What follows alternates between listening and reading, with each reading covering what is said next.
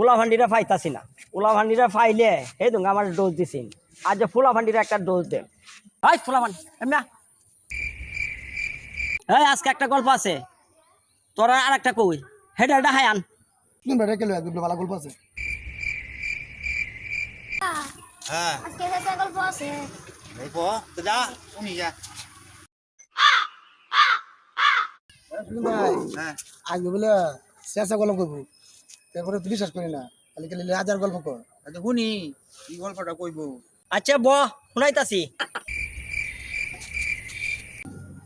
আচ্ছা কি আর গল্প? আজ যে বেটা রাজা রানী আছে,